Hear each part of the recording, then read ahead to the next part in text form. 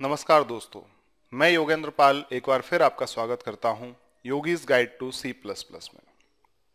दोस्तों, अपने आज के इस वीडियो में मैं आपको बताऊंगा कि एक सी प्लस प्लस प्रोग्राम में क्लास कैसे लिखी जाती है। अभी तक आप ये सुनते आए हैं कि क्लास और ऑब्जेक्ट ये दो मेन फीचर होते हैं किसी भी ऑब्जेक्ट ओरिएंटेड प्रोग्रामिंग के। तो सी प्लस प्लस के भी ये मेन फीचर हैं। तो अब आप जानेंगे कि कैसे आप एक क्लास लिख सकते हैं। तो आइए स्टार्ट करते हैं। तो स्टार्ट करने से पहले मैं आपको बता दूं कि जब ये वीडियो खत्म होगा तो आप क्या क्या करने योग्य हो जाएंगे। So at the end of this tutorial you will be able to write correct syntax of a class. आप क्लास का एक करेक्ट सिंटेक्स लिख सकते हैं। Create data members and member functions of a class. Class के member functions और data members या फिर मेंबर वेरिएबल्स बना पाएंगे। Create objects of a class. आप किसी क्लास के ऑब्जेक्ट्स क्रिएट कर पाएंगे। Access the class members outside the class. Class के मेंबर्स को आप क्लास के बाहर एक्सेस करना सीख जाएंगे। Explain the memory representation of an object. कोई ऑब्जेक्ट मेमोरी में किस तरह से स्टोर होता है आप यह समझ जाएंगे। और आप डिफाइन कर पाएंगे फंक्शंस को inside and outside the class. तो हम इतना आज के वीडियो ट्यूटोरियल्स में कवर करेंगे। मुझे उम्मीद है कि आप इन लर्निंग ऑब्जेक्टिव्स को कंप्लीट कर पाएंगे इस वीडियो ट्यूटोरियल के अंत में। तो सबसे पहले बात करते हैं कि आखिर क्लास क्रिएट ही क्यों करें। इसका सिर्फ एक ही उत्तर है मेरे पास इस समय पर। Class creates a user defined data type. Class user defined data type बनाती हैं। और यदि आप एक कस्टम डेटा टाइप बनाना चाहते हैं, कस्टम डेटा टाइप से मेरा मतलब है वह डेटा टाइप्स जो ऑलरेडी सी प्लस प्लस में अवेलेबल नहीं है। तो अगर आप एक कस्टम डेटा टाइप बनाना चाहते हैं तो आपको क्लास का इस्तेमाल करना चाहिए। जैसे जैसे हम अपने Yogi's guide to C plus plus में आगे बढ़ते जाएंगे वैसे वैसे आप समझते जाएंगे कि आपको नए डेटा टाइप क्यों बनाने चाहिए और कब बनाने चाहिए। अब बात करते हैं general form of C plus plus class की। देखिए, ये भी एक प्रोग्रामिंग लैंग्वेज है। तो प्रोग्रामिंग लैंग्वेज है तो सिंटैक्स तो फिक्स होता है। तो इसी तरह से क्लास बनाने के लिए भी सिंटैक्स फिक्स है। आपको वह सिंटैक्स फॉलो करना पड़ेगा, तभी आप एक क्लास बना पाएंगे बिना किसी एरर के। तो ये है syntax of C plus plus class. थोड़ा मैं इसको समझा देता हूं। सबसे पहले जब भी आप क्लास बना रहे हो तो सबसे पहले आपको लिखना पड़ेगा CLASS क्लास, स्मॉल में लिखना पड़ेगा। ये क्लास कीवर्ड है, ये सी प्लस प्लस में प्री डिफाइंड है। आपको इसका इस्तेमाल करना पड़ेगा अगर एक क्लास बनाना चाहते हैं तो।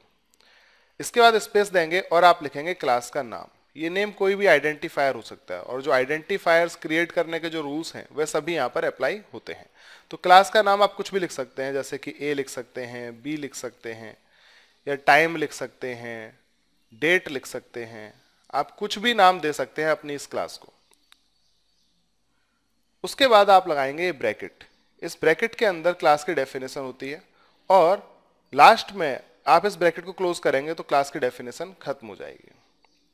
लेकिन याद रखिएगा, इसके जस्ट बाद आपको सेमीकोलन भी लगाना होगा। तो क्लास, क्लास का नाम, ब्रैकेट स्टार्ट, ब्रैकेट क्लोज और सेमीकोलन। इस तरह से आप एक क्लास क्रिएट करते हैं। अब क्लास की डेफिनेशन जब लिखने की बारी आती है तो उसके अंदर आपको डेटा मेंबर्स लिखने पड़ते हैं और मेंबर फंक्शंस लिखने पड़ते हैं। यानी कि आप डेटा लिखते हैं जैसे कि इंटीजर i, j, k या फ्लोट या कैरेक्टर टाइप डेटा। जिस टाइप के डेटा की आपको रिक्वायरमेंट है वह डेटा आप लिखते हैं और फंक्शंस लिखते हैं। फंक्शंस भी आप क्रिएट करते हैं। तो आप क्लास के अंदर डेटा और फंक्शंस लिखेंगे। अगर आप सिर्फ डेटा और फंक्शंस लिखते हैं तो वह सभी प्राइवेट हो जाएंगे। इस समय आपको पता नहीं है कि प्राइवेट क्या है, लेकिन आप समझिए कि अगर आप सिर्फ डेटा और फंक्शंस लिखेंगे तो वह सभी प्राइवेट हो जाएंगे और क्लास के बाहर आप उन्हें एक्सेस नहीं कर पाएंगे। इसलिए एक पब्लिक कीवर्ड लगाना पड़ता है। ये पब्लिक कीवर्ड है और इसके आगे आप कोलन लगाते हैं तो ये एक तरह से पब्लिक लेवल हो गया। तो पब्लिक लेवल आपको लगाना पड़ता है, पब्लिक और फिर कोलन लिखेंगे। इसके बाद भी आप डेटा और फंक्शंस को लिख सकते हैं। तो जो भी डेटा और फंक्शंस आप पब्लिक कीवर्ड के बाद लिखेंगे वह सभी पब्लिक हो जाएंगे और अगर आप बिना पब्लिक लिखे डेटा और फंक्शंस लिखते हैं तो वह सभी प्राइवेट माने जाएंगे। तो यह क्लास की डेफिनेशन है। तो आप डेफिनेशन देख चुके हैं, क्लास का सिंटैक्स देख चुके हैं। तो क्यों ना एक काम किया जाए, एक क्लास बनाकर देखते हैं। तो इसके लिए मैं कोड ब्लॉक्स को ओपन कर लेता हूं और हम अपनी फर्स्ट क्लास बनाएंगे। फाइल, न्यू, एम्प्टी फाइल पर क्लिक कर दीजिए, इसको सेव कर दीजिए। फर्स्ट class.cpp नाम से। और आप जानते हैं कि आपको हैश इंक्लूड IO स्ट्रीम लिखना पड़ेगा और यूजिंग नेम स्पेस std भी लिखना पड़ेगा। अब हम लिखेंगे क्लास की डेफिनेशन। अब हम अपनी एक नई क्लास को डिक्लेयर करते हैं। तो मैंने लिखा क्लास कीवर्ड। तो ये कीवर्ड है इसलिए ये ब्लू बोल्ड फॉन्ट से आ रहा है। और उसके बाद हम कोई भी नाम दे सकते हैं। तो मैंने अपनी क्लास को नाम दिया ए। मैंने कैपिटल में नाम दिया, आप स्मॉल में भी दे सकते हैं। इसके बाद ब्रैकेट लगाएंगे और ब्रैकेट क्लोज करेंगे। ब्रैकेट जहां क्लोज होगा उसके बाद आप सेमीकोलन लगा देंगे। ये एक क्लास की डेफिनेशन कंप्लीट हो गई। अब मैं इस फाइल को सेव करता हूं। अभी देखिए सिर्फ क्लास बनी है, इसके अंदर ना ही हमने कोई डेटा लिखा है ना ही हमने कोई फंक्शंस लिखे हैं। अब मैं इसे कंपाइल करता हूं। कंपाइल करेंगे, देखिए कंपाइल हुआ और एरर क्या आ रही है कि मेन फंक्शन नहीं है। तो हमको एक मेन फंक्शन भी चाहिए। तो क्लास के बाद में कहीं पर हम एक मेन फंक्शन लिख देते हैं, इंट मेन। आप जानते हैं किसी भी प्रोग्राम में मेन फंक्शन तो हमको चाहिए ही। बस इसको इतना लिख के और रिटर्न 0 लिख के छोड़ देते हैं और सेव कर देते हैं। अब कंपाइल करते हैं। अब देखिए कंपाइल हो गया, कोई एरर नहीं आई है। कोई एरर नहीं आई है इसका मतलब क्या है कि क्लास का जो डिक्लेरेशन हमने यहाँ किया है, क्लास का जो सिंटेक्स हमने यहाँ लिखा है वह सही है। अब अगली चीज जो मैंने आपको बताई थी वो बताई थी कि क्लास के अंदर, क्लास की बॉडी के अंदर आपको लिखने होते हैं डेटा और फंक्शंस। तो हम कोई डेटा लिखते हैं, इंटीजर टाइप का एक डेटा लिया आई। अब इसको सेव करते हैं और कंपाइल करके देखते हैं कहीं कोई एरर तो नहीं है। देखिए कोई भी एरर नहीं है। ठीक इसी तरह हम कोई फंक्शन भी लिख सकते हैं। तो मैंने लिखा फंक्शन 1 और ये लिखने के बाद सेमीकोलन लगा दिया। अब हम इसको सेव करते हैं और कंपाइल करते हैं, देखते हैं कि आपको एरर आ रही है। जी हाँ, एरर आ रही है। एरर कह रही है फंक्शन विद नो टाइप, कोई टाइप चाहिए। तो हमने लिखा वॉइड। वॉइड आप जानते हैं क्यों लगाया जाता है, जब हम कुछ भी रिटर्न नहीं करना चाहते तो हम वॉइड लगाते हैं। इसको सेव करते हैं और कंपाइल करते हैं। अब देखिए अब कोई एरर नहीं आएगी।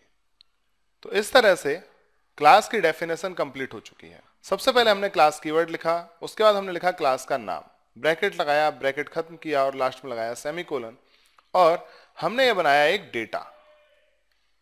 तो जब आप कोई क्लास के अंदर डेटा बनाते हैं तो उसे कहते हैं डेटा मेंबर या फिर मेंबर वेरिएबल, क्योंकि एक वेरिएबल है। और जब आप क्लास के अंदर कोई फंक्शन लिखते हैं तो वह कहलाता है मेंबर फंक्शन। तो किसी क्लास के मेंबर वेरिएबल्स होते हैं और मेंबर फंक्शंस होते हैं। जब आप फंक्शन लिख रहे होते हैं तो याद रखिए फंक्शन का पूरा प्रोटोटाइप आपको लिखना पड़ता है। मतलब फंक्शन का रिटर्न टाइप, फंक्शन का नाम और ब्रैकेट और लास्ट में सेमीकोलन, तभी यह कंप्लीट माना जाता है, नहीं तो इनकम्प्लीट माना जाएगा। तो हम अपनी पहली क्लास बना चुके हैं, लेकिन एक चीज जो अभी रह गई है इसमें वह है पब्लिक का इस्तेमाल करना, पब्लिक कीवर्ड का इस्तेमाल करना। तो आप किसी भी डेटा या फंक्शन से पहले आप पब्लिक का इस्तेमाल कर सकते हैं। पब्लिक एक कीवर्ड होता है। कीवर्ड है इसलिए देखिए ब्लू और बोल्ड फॉन्ट से आ रहा है, और उसके बाद आपको कोलन लगाना पड़ेगा। तो ऐसे आप कहेंगे पब्लिक लेबल। तो जब आप पब्लिक कीवर्ड लगा देते हैं उसके नीचे आप जितने भी मेंबर वेरिएबल या मेंबर फंक्शंस लिखते हैं वह सभी पब्लिक कंसीडर किए जाते हैं। अगर आप पब्लिक नहीं लिखेंगे तो वह सभी प्राइवेट माने जाएंगे। तो यह हो गई हमारी पहली क्लास। अब हम इसको सेव करते हैं और कंपाइल करते हैं। तो कंपाइल करेंगे तो देखिए कोई भी एरर नहीं आ रही है। तो इस तरह से हम अपनी पहली क्लास क्रिएट कर चुके हैं। अब क्लास तो क्रिएट हो गई, इसके आगे क्या, इसका कहाँ इस्तेमाल कर सकते हैं, आइए वह अब हम सीखेंगे। तो आप समझ चुके हैं कि आप कैसे एक क्लास क्रिएट करें। अब बारी है ऑब्जेक्ट क्रिएशन की। क्लास तो क्रिएट कर दी, लेकिन अब क्रिएट करना है ऑब्जेक्ट। ऑब्जेक्ट आप तभी क्रिएट कर सकते हैं जब आपके पास क्लास तैयार हो। अब हमारी क्लास तैयार है, ऑब्जेक्ट क्रिएशन हमको सीखना है। देखिए कैसे क्रिएट करते हैं। अगर यह क्लास है तो इस क्लास का ऑब्जेक्ट कैसे बनेगा, इस तरह बनेगा। क्या करना पड़ेगा आपको, आपको सबसे पहले लिखना पड़ेगा क्लास का नाम, जो भी आप नाम दें। जैसे हमने नाम दिया है ए, तो हमको ए लिखना पड़ेगा कैपिटल में, और स्पेस देकर ऑब्जेक्ट का नाम आपको लिखना पड़ेगा। ऑब्जेक्ट का नाम आप कुछ भी लिख सकते हैं। जिस तरह से आप किसी वेरिएबल का नाम देते हैं ठीक वैसे ही आपको ऑब्जेक्ट का भी नाम देना है, और लास्ट में लगाना है सेमीकोलन। तो इस तरह से एक ऑब्जेक्ट क्रिएट हो जाएगा इस क्लास का। अगर आप चाहते हैं एक साथ कई ऑब्जेक्ट क्रिएट करना तो भी तरीका वही है। सबसे पहले आप लिखेंगे क्लास का नाम, स्पेस देंगे और उसके बाद पहला ऑब्जेक्ट, कॉमा लगाकर दूसरा ऑब्जेक्ट। अगर आप दो से ज्यादा बनाना चाहते हैं तो कॉमा लगाकर तीसरा ऑब्जेक्ट भी आप बना सकते हैं। ये ठीक वैसा ही है जैसा आप वेरिएबल्स बनाते थे, इंटीजर टाइप का वेरिएबल आई। ठीक ऐसे ही हमारे जो हमने क्लास बनाई है उस टाइप का वेरिएबल, जो भी आप ऑब्जेक्ट का नाम देना चाहें। तो यह इस्तेमाल होता है जब आप क्लास बना लेते हैं तो आपका अगला काम होता है ऑब्जेक्ट क्रिएट करना। तो अब हम ऑब्जेक्ट क्रिएट करना सीखेंगे। तो वापस चलते हैं अपने पहले प्रोग्राम में। तो यह वह क्लास है जो हमने अभी अभी बनाई है। अब इसका ऑब्जेक्ट कैसे क्रिएट करेंगे और कहां क्रिएट करेंगे? देखिए, जब आप एक प्रोग्राम लिखते हैं तो अपने प्रोग्राम का पूरा लॉजिक आप कहां लिखते हैं? मेन फंक्शन के अंदर लिखते हैं। ठीक वैसा ही यहां पर आपको करना है, कुछ भी बदला नहीं है। सिर्फ इतनी चीज बदली है कि अब आप एक नया डेटा टाइप बनाना सीख गए हैं और आपने अभी अभी एक डेटा टाइप बनाया है जिसका नाम है ए। तो अभी तक आप इंटीजर टाइप का वेरिएबल आई बनाते थे, या फिर फ्लोट टाइप का वेरिएबल बनाते थे, या फिर कैरेक्टर टाइप का वेरिएबल बनाते थे। अब आपको वह वेरिएबल्स नहीं बनाने हैं, बल्कि आपको क्या करना है? इस क्लास का वेरिएबल क्रिएट करना है। तो तरीका वही है, सबसे पहले आप लिखेंगे क्लास का नाम। तो हमारी क्लास का नाम क्या है? ए। अब इस क्लास का हम एक ऑब्जेक्ट क्रिएट करेंगे, या फिर आप ऐसे भी कह सकते हैं कि इस क्लास टाइप का एक वेरिएबल क्रिएट करेंगे। तो उसको मैंने नाम दे दिया स्मॉल ए और सेमीकोलन लगा दिया। बस इतना आसान है। इस क्लास का एक ऑब्जेक्ट क्रिएट हो चुका है। याद रखिए, मैंने कैपिटल ए नहीं दिया है। अगर मैं कैपिटल ए दूंगा तो प्रॉब्लम हो जाएगी, क्योंकि वह क्लास का नाम ही है। आप स्मॉल ए दे सकते हैं। अब हम क्या करेंगे? अब हम इसको सेव करेंगे और कंपाइल करेंगे। देखिए, कोई भी एरर नहीं आई है। कोई एरर नहीं आई है, इसका मतलब क्या है कि ये जो ऑब्जेक्ट क्रिएट करने का तरीका है वह सही है। तो मैं इसके आगे कमेंट में लिख देता हूं ऑब्जेक्ट क्रिएशन, जिससे आपको आगे समझने में दिक्कत ना हो। ठीक ऐसे ही अगर आप एक से ज्यादा ऑब्जेक्ट बनाना चाहते हैं तो भी तरीका वही है। किस टाइप का ऑब्जेक्ट बनाना है? ए टाइप का ऑब्जेक्ट बनाना है। एक नया डेटा टाइप है, याद रखिए। तो क्योंकि ये डेटा टाइप है तो मैं कह सकता हूं कि ए टाइप का एक नया ऑब्जेक्ट बनाना है। A1, A2, ये दो ऑब्जेक्ट बनाए। और इस बार भी अगर मैं इस प्रोग्राम को सेव करके कंपाइल करूंगा तो आप देखेंगे कि कोई भी एरर नहीं आती है। तो इस तरह से आप ऑब्जेक्ट बना सकते हैं। ये हो गया मल्टीपल ऑब्जेक्ट क्रिएशन।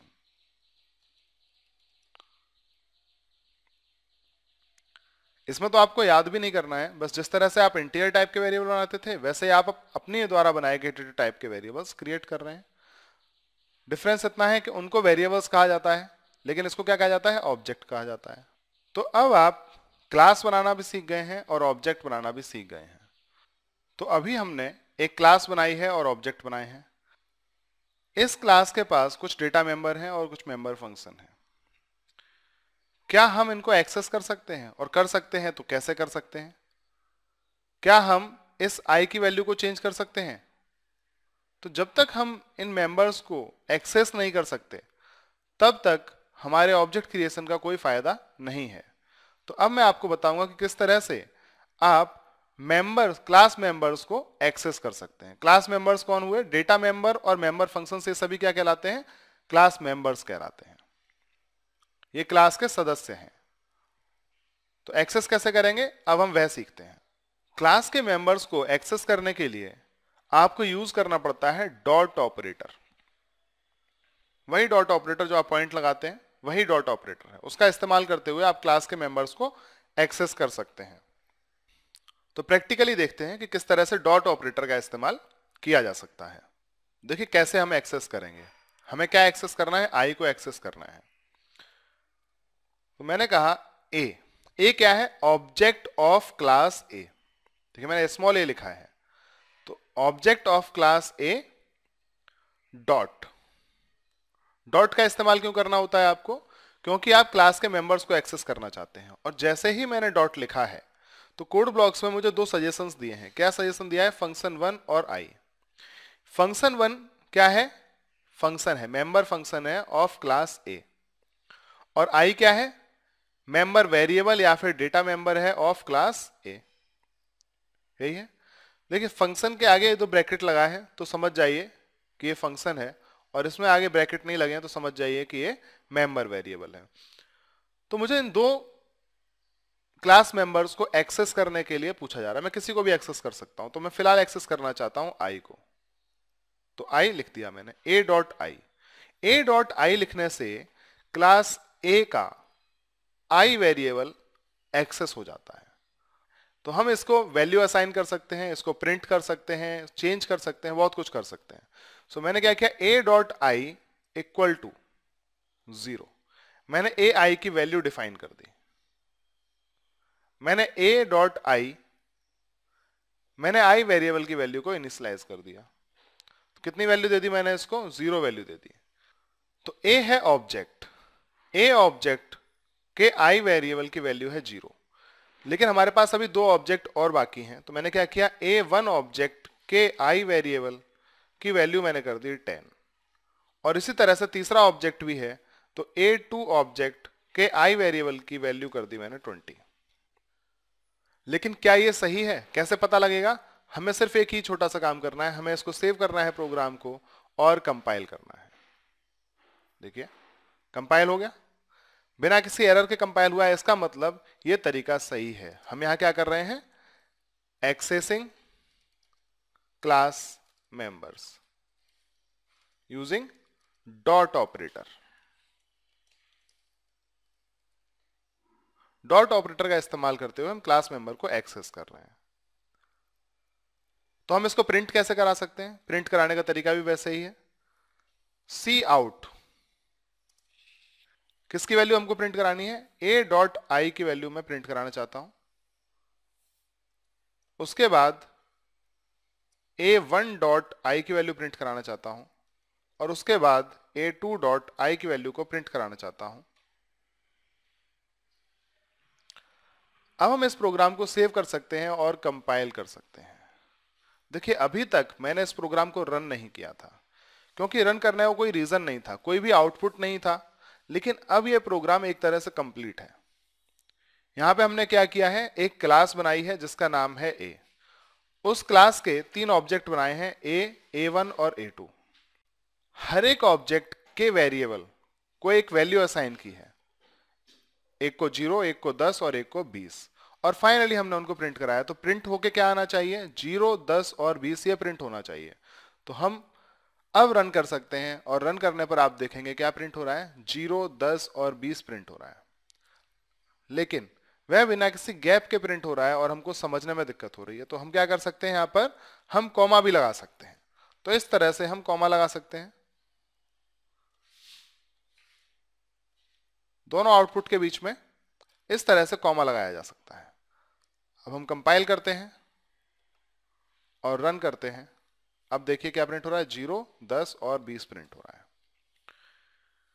तो अब आप ये समझ चुके हैं कि आप किस तरह से क्लास बनाएं, कैसे उसके ऑब्जेक्ट बनाएं, और कैसे ऑब्जेक्ट के जरिए आप क्लास मेंबर्स को एक्सेस करें। लेकिन अभी भी थोड़ा बहुत कंफ्यूजन आपके दिमाग में होगा, और उसे क्लियर करने के लिए मुझे इन ऑब्जेक्ट को ग्राफिकली रिप्रेजेंट करके आपको दिखाना पड़ेगा। जब आप इनका ग्राफिकल रिप्रेजेंटेशन देख लेंगे तो कोई भी कंफ्यूजन आपके दिमाग में नहीं रह जाएगी। तो इस समय प्रोग्राम पूरा नहीं दिख रहा है, इसलिए मैं इस लॉग को नीचे कर देता हूं, जिससे प्रोग्राम पूरा दिखाई दे और मुझे आपको समझाने में कोई दिक्कत ना हो। और इस साइड बार को भी थोड़ा सा साइड में कर देते हैं,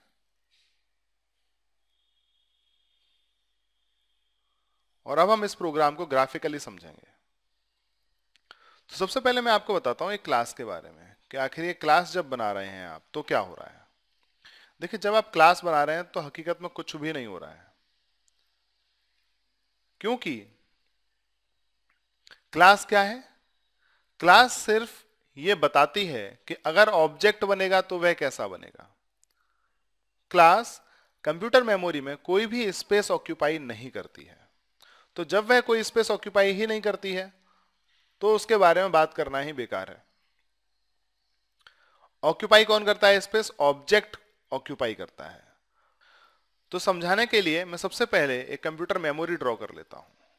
मान लीजिए यह कंप्यूटर मेमोरी है। देखिए कंप्यूटर मेमोरी को आप इस तरह समझ सकते हैं कि वह बहुत सारे ब्लॉक्स का समूह है, बहुत सारे ब्लॉक्स हैं जहां पर रैंडमली डेटा स्टोर होता है। तो यह ब्लॉक्स बन गए, तो यह रैम है। अब बारी आती है मेन फंक्शन। देखिए प्रोग्राम का एग्जीक्यूशन कहाँ से स्टार्ट होता है, मेन फंक्शन से स्टार्ट होता है, ये तो आप अच्छी तरह जानते ही हैं। तो मेन फंक्शन से एग्जीक्यूशन स्टार्ट हुआ, लाइन नंबर 10, फिर लाइन नंबर 11, फिर लाइन नंबर 12। लाइन नंबर 12 पर हमने लिखा है कैपिटल ए स्मॉल ए। तो जब कैपिटल ए लिखा है तो कैपिटल ए टाइप का कोई डेटा नहीं होता है, लेकिन हमने बनाया है तो इसलिए क्लास, इसलिए यहां पर कोई भी एरर नहीं आएगी। तो कंपाइलर ये समझ गया कि आपने जो क्लास बनाई है अभी अभी कैपिटल ए नाम से, उस टाइप का आप एक ऑब्जेक्ट क्रिएट करना चाहते हैं। तो उसने कैपिटल ए टाइप का एक ऑब्जेक्ट क्रिएट किया जिसको नाम दिया गया ए। और जब आप जानते हैं कि जब भी एक वेरिएबल डिक्लेयर होता है तो कंप्यूटर मेमोरी में उसको जगह मिल जाती है। तो ठीक वैसे ही हमारा ये ऑब्जेक्ट जब डिक्लेयर हुआ है तो इसको कंप्यूटर मेमोरी में कोई जगह मिलेगी। लेकिन जब हम इंटीजर टाइप के डेटा की बात कर रहे होते हैं तो उसका साइज फिक्स है 4 बाइट्स। तो 4 बाइट्स जगह ऑक्यूपाई हो जाती है। लेकिन क्या आप मुझे बता सकते हैं कि जब हम इस ए को स्टोर करना चाहते हैं तो कितने जगह चाहिए हमको? नहीं बता सकते। कैसे कैलकुलेट करेंगे? क्लास ए के पास कितने डेटा मेंबर्स हैं? एक, इंटीजर टाइप का। और इसको स्टोर होने के लिए कितनी जगह चाहिए? सिर्फ 4 बाइट्स चाहिए। तो जब इस क्लास के ऑब्जेक्ट बनेंगे तो उन सभी ऑब्जेक्ट के पास ये वेरिएबल होगा आई। क्योंकि यह अकेला है इसलिए हर एक ऑब्जेक्ट को भी कितना स्पेस चाहिए? सिर्फ 4 बाइट चाहिए।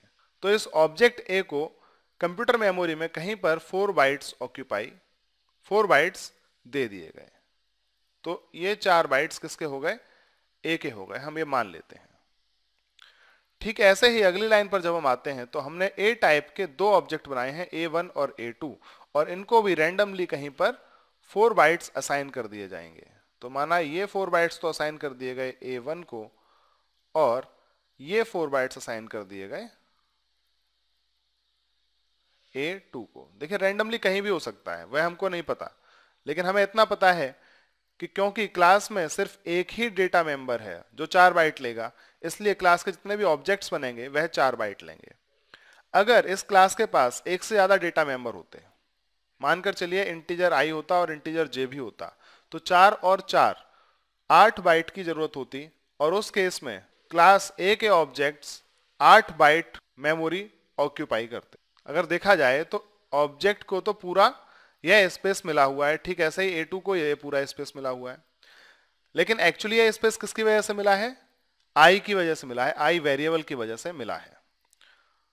तो ये 4 बाइट्स किसको असाइन किए गए हैं? आई को असाइन किए गए हैं। तो यहां पर क्या स्टोर होगा? a डॉट आई, ऐसे ही A2 डॉट आई, A2 का I variable, A1 dot I, A1 का आई वेरिएबल, ये इन 4 जगह पर स्टोर होंगे। अब 14वीं लाइन पर a डॉट आई लिखा है। डॉट से क्या होता है? एक्सेस किया जाता है डेटा मेंबर को, और आई डेटा मेंबर है। तो a के आई की वैल्यू, तो a ऑब्जेक्ट के आई वेरिएबल की वैल्यू कितनी है? 0। तो इस जगह पर क्या स्टोर हो जाएगा? 0 स्टोर हो जाएगा, यानी a डॉट आई की वैल्यू कितनी हो जाएगी? 0 हो जाएगी। ठीक इसी तरह से जब A1 डॉट आई की बात हो रही है तो इस मेमोरी एड्रेस में क्या वैल्यू चली जाएगी? 10 चली जाएगी। और जब A2 डॉट आई की बात हो रही है तो इस एड्रेस पर, इस पर्टिकुलर लोकेशन पर क्या वैल्यू चली जाएगी? 20 चली जाएगी। और फाइनली हम उनको प्रिंट कर सकते हैं। तो इस तरह से कोई ऑब्जेक्ट मेमोरी में स्टोर होता है। तो अब आप ये समझ चुके हैं कि क्लास में कैसे बनाएं, उसके ऑब्जेक्ट्स कैसे बनाएं, और ऑब्जेक्ट्स मेमोरी में किस तरह से स्टोर होते हैं, और ऑब्जेक्ट्स के जरिए आप क्लास के मेंबर्स को किस तरह से एक्सेस कर सकते हैं। ये 4 चीजें आप सीख चुके हैं। तो अब हम आगे चल सकते हैं। तो आपने डॉट ऑपरेटर सीख लिया, लेकिन एक बात और आपको ध्यान रखनी है कि dot operator required only if you are accessing a class member outside class. जब आप किसी क्लास के मेंबर को क्लास के बाहर एक्सेस कर रहे हैं, सिर्फ तभी आपको डॉट ऑपरेटर की जरूरत है। तो इसका क्या मतलब है आउटसाइड क्लास का? देखिए क्लास की डेफिनेशन यहां से स्टार्ट हुई और यहां खत्म हो गई। तो अगर आप इस आई वेरिएबल को इस पूरी क्लास के अंदर कहीं इस्तेमाल करना चाहते हैं तो आपको डॉट ऑपरेटर का इस्तेमाल नहीं करना पड़ेगा। लेकिन क्योंकि हम इस क्लास मेंबर को मेन फंक्शन के अंदर इस्तेमाल कर रहे थे जो कि क्लास के बाहर है, इसलिए हमको डॉट ऑपरेटर का इस्तेमाल करना पड़ रहा था। तो जैसे जैसे हम आगे और एग्जांपल्स लेंगे वैसे वैसे आप समझ जाएंगे कि क्लास के अंदर ही क्लास के वेरिएबल को कब इस्तेमाल करना पड़ता है। यहां पर आपने एक चीज नोटिस की कि हमने इस फंक्शन की डेफिनेशन तो लिखी नहीं है। इसके पहले हमने जितने भी सी में प्रोग्राम बनाए हैं तो हम सभी फंक्शंस की डेफिनेशन देते हैं, लेकिन यहां पर हमने डेफिनेशन ही नहीं दी। तो आइए अब जानकारी लेते हैं कि हम क्लास के फंक्शंस को किस तरह डिफाइन कर सकते हैं। तो क्लास के मेंबर फंक्शंस को डिफाइन करने के दो तरीके हैं। आप उन्हें क्लास के अंदर डिफाइन कर सकते हैं या फिर क्लास के बाहर डिफाइन कर सकते हैं, और दोनों ही तरीके थोड़े से अलग हैं। क्लास के अंदर इस्तेमाल करना तो बहुत आसान है, जैसा आप आज तक करते आए ठीक वैसा ही करना है। सबसे पहले आपको लिखना पड़ेगा फंक्शन का रिटर्न टाइप। तो वॉइड हो सकता है, इंटीजर हो सकता है। उसके बाद लिखना पड़ेगा फंक्शन का नाम, और ब्रैकेट में आप पैरामीटर्स पास करेंगे। सी प्रोग्रामिंग में आप ऐसा ही करते आए हैं। उसके बाद फंक्शन की बॉडी स्टार्ट होगी और एंड होगी, और फंक्शन की बॉडी के अंदर आप वह स्टेटमेंट लिखेंगे जो आप लिखना चाहते हैं, यानी कि अपना लॉजिक, जो भी फंक्शन का लॉजिक आप लिखना चाहते हैं वह सभी आप लिख देंगे। ऐसा आप अभी तक करते आए हैं, तो इसमें कोई भी नई बात नहीं है। लेकिन जब आप क्लास के डेफिनेशन को क्लास के बाहर लिखना चाहते हैं तो आपको थोड़ा सा ध्यान देना पड़ेगा। क्या करना पड़ेगा आपको? सबसे पहले आप लिखेंगे रिटर्न टाइप, जैसा फंक्शन का रिटर्न टाइप आप लिखते हैं। उसके बाद आपको लिखना पड़ेगा क्लास का नाम, और ये 2 कोलन लगाने पड़ेंगे। इन 2 कोलन को कहते हैं स्कोप रिजोल्यूशन ऑपरेटर, ये स्कोप बताते हैं। उसके बाद लिखेंगे फंक्शन का नाम, और फाइनली वही पैरामीटर्स, और उसके बाद फंक्शन की बॉडी। अब सवाल ये आता है कि ये स्कोप रिजोल्यूशन ऑपरेटर क्यों और उसके पहले क्लास का नाम क्यों? देखिए सिर्फ इतना ही चेंजेस है, सिर्फ ये एक एक्स्ट्रा चीज यहां पर ऐड हो गई है, क्लास का नाम और स्कोप रिजोल्यूशन ऑपरेटर। C++ की फाइल जब आप क्रिएट करते हैं तो जरूरी नहीं है कि आप एक ही क्लास बनाएं, आप एक से ज्यादा क्लासेस भी बना सकते हैं। तो जब आप एक से ज्यादा क्लास बनाते हैं और आप किसी फंक्शन को डिफाइन करना चाहते हैं तो कैसे पता लगेगा कि किस क्लास के फंक्शन को आप डिफाइन कर रहे हैं? तो वह पता लगाने के लिए ही फंक्शन के नाम से पहले क्लास का नाम ऐड कर दिया जाता है और यह स्कोप रिजोल्यूशन ऑपरेटर लगा दिया जाता है। इससे पता लग जाता है कि आप इस क्लास के इस फंक्शन की डेफिनेशन को दे रहे हैं। वापस चलते हैं अपने प्रोग्राम में। तो यहां पर हमने जो फंक्शन बनाया है इसको डिफाइन नहीं किया, तो डिफाइन करते हैं। डिफाइन करने के लिए क्या करना पड़ेगा? पहले तो हम ये सेमीकोलन हटा देते हैं और ये फंक्शन की बॉडी लगा देते हैं। ये जो कमेंट है इसको हम वहीं लिखा रहने देते हैं। ये फंक्शन की बॉडी के अंदर हम कुछ स्टेटमेंट लिखते हैं। मैंने लिखा सी आउट दिस इज फंक्शन 1 और सेमीकोलन लगा दिया। और अब हम क्लास के अंदर तो डिक्लेयर कर चुके हैं, हम क्लास के अंदर फंक्शन को डिफाइन करना सीख गए, लेकिन इसको चेक कर लेते हैं। सेव किया, कंपाइल किया, लॉग छुपा हुआ है, लॉग को मैं दिखा देता हूं आपको। कंपाइल किया तो देखिए कोई भी एरर नहीं आ रही है। इसका मतलब ये तरीका सही है डिफाइन करने का, लेकिन ये सिर्फ तभी सही है जब क्लास के अंदर आप डिफाइन कर रहे हैं। अब इसको एक्सेस करते हैं, किसको? फंक्शन 1 को। अभी तक हमने सिर्फ आई को एक्सेस किया, यानी कि डेटा मेंबर को एक्सेस किया है। अब हम मेंबर फंक्शन को एक्सेस करते हैं। मेंबर फंक्शन को एक्सेस करने का तरीका भी बहुत आसान है। आपको सिर्फ क्या करना है, कोई भी ऑब्जेक्ट, किस ऑब्जेक्ट के जरिए कराना चाहते हैं, A1 या A2? तो मैंने कहा A के जरिए कराना चाहते हैं। डॉट फंक्शन 1, क्लास मेंबर का नाम देना है। फंक्शन 1 लिख दीजिए FUNCTION 1 और ब्रैकेट लगा दीजिए। फंक्शन को तो ऐसे एक्सेस किया जा सकता है, और सेमीकोलन लगा दीजिए। बस इस तरह से एक्सेस हो जाएगा। तो जब फंक्शन 1 कॉल होगा तो क्या प्रिंट होगा कंप्यूटर स्क्रीन पर? कंप्यूटर स्क्रीन पर प्रिंट होगा दिस इज फंक्शन 1। तो यहां पर \n लिख देते हैं लास्ट में, जिससे कि न्यू लाइन भी प्रिंट हो जाए।